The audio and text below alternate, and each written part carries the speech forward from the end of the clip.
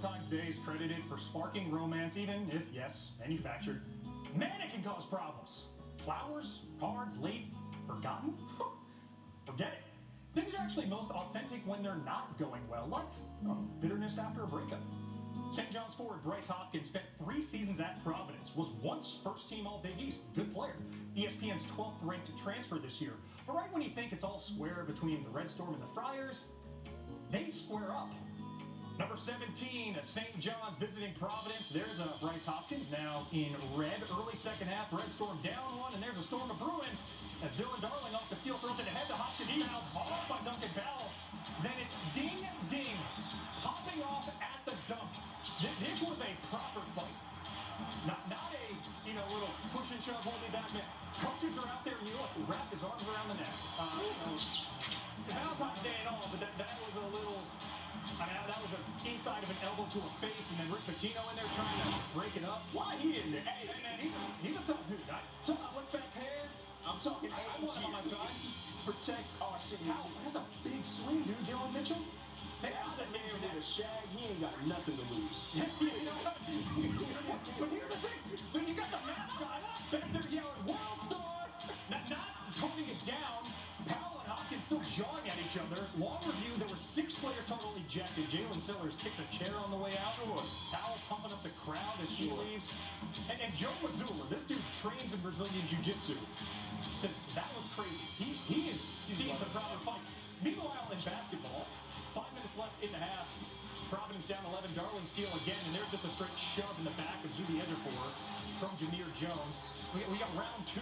Yeah, we're gonna have to go. Two-handed shove in the back, and some of that frustration. It's been a rough season at Providence. Jones ejected immediately, like guys before him. Tim English showing some disappointment, and now the student section chanting at Hopkins. The Friar fanatics won't let up. And now it's just, this is when the world's starting to tune in, starting to get some buzz, if there's some spice at the dunk. A couple possessions later, Hopkins airballs a 3. He did have 9 points, but on a night like, or an afternoon like this, they're going to let him hear it. Hopkins, St. John's, they do get the win by 10. We're going to forego the handshakes out of a measure of security, getting both teams off the floor. The topic post-game for Pitino and Kim English, of course, this fight.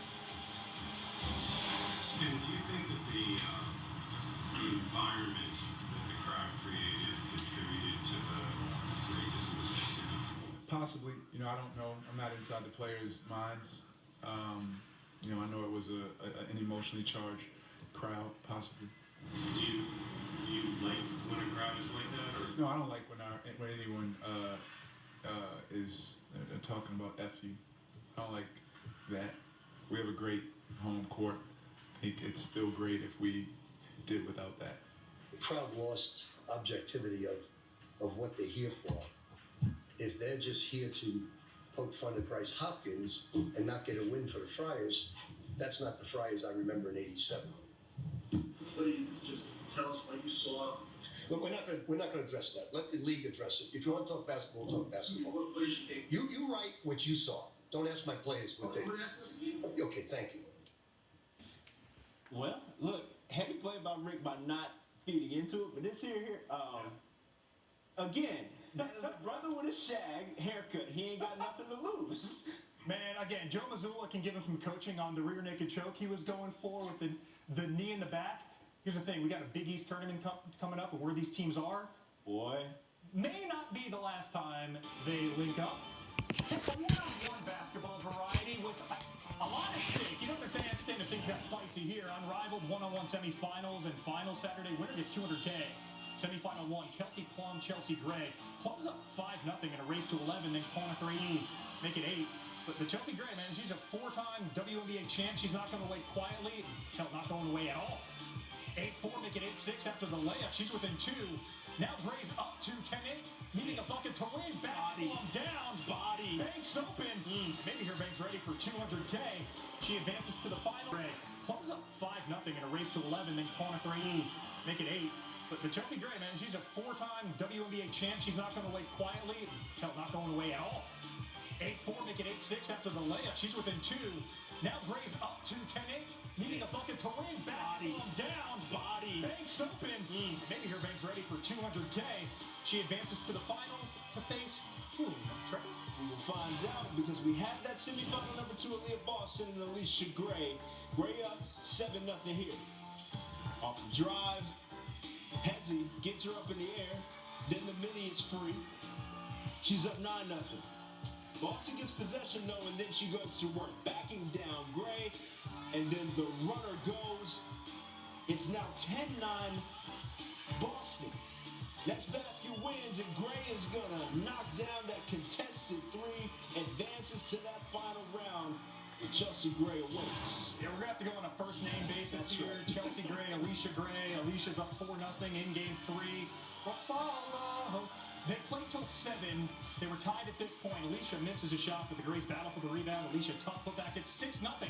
Again in a game to 7. But Chelsea Gray, clutch when it matters. Knocks down the step back here. Okay, it's 6-2. She's down 4. Now 6-4. Alicia for the win. No, blocked by Chelsea. Both players exhausted. You're just gonna split it. Halvesies? Mavs want the game in its entirety. Chelsea's first attempt misses, but Brown recalibrated. Chelsea wins 7-6. That triple makes her the one-on-one champion of Unrivaled and makes her $200,000 richer. As the WNBA and Players Association continue to negotiate a new CBA and hopefully try and salvage the 2026 season, Chelsea Gray, by winning Unrivaled's one-on-one tournament, made more money in 3 nights than she did on her WNBA salary last season. Coming up next here on SportsCenter, we're going to run the floor, including the absolutely insane scene that you've got to see at that Georgia, Oklahoma. So that and more as we roll on. Stick with us. With today's NBA stars, no Oklahoma hosting Georgia. Early first half, not really going to talk about the basketball because it was delayed. A popcorn machine is on fire at the concession stand, John. I guess a new arena is coming soon, courtesy of Trae Young, who's a part of that strong alumni base. Fire gets put out, but soon as head coach Porter Moser had some thoughts about that fire post game. I looked up and I'm like, this is just, add it to the list. I've never seen like it. It was a huge flame. From our vantage point. Would never happen in Georgia. They know how to cook. Women's Hoops, Sunday afternoon on ABC. Number 11, Duke hosted number 21, North Carolina at 1 Eastern. Then, Madison Booker and 4th ranked Texas visit the Leisure Cooper, and number 22, Tennessee and Knoxville, like everything else, all available on the ESPN app. Now,